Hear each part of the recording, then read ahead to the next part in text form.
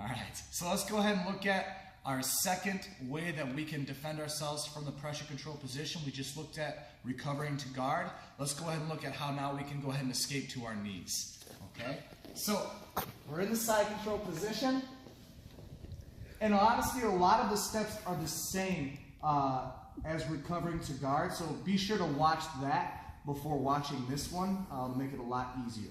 Okay. So like I said, a lot of the steps are the same. I'll go ahead and show it one time here.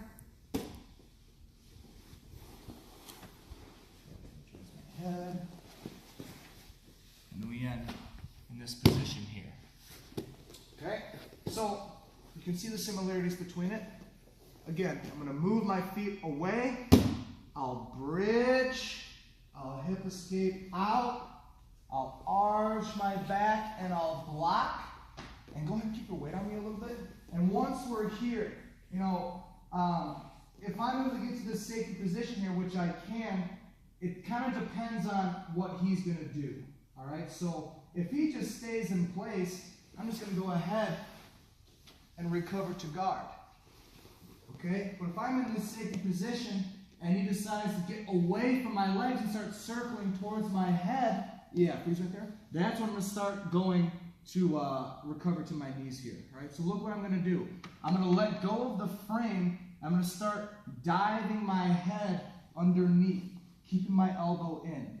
At the same time, I can either thread the needle, or it's easier for most people to just switch the base. And now you're going to go ahead and bridge up off of this foot onto your shoulder and turn all the way to your knees here.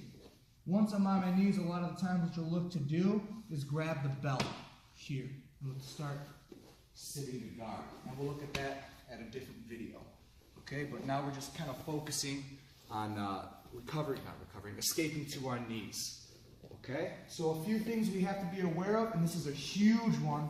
What people will do, right, they'll move the feet away, bridge, hip escape, arch, block, safety position. As they start to move, they'll try to, instead of being on their shoulder, they'll try to build up to their elbow here. And you can see that it was a struggle for me to do that. And Coach Arhel isn't even, there you are. Coach Arhel isn't even really keeping a lot of weight on top of me. You can see how hard it was for me to do that. So just imagine if someone's putting all their weight on top of you, trying to build up to your elbow can be very difficult.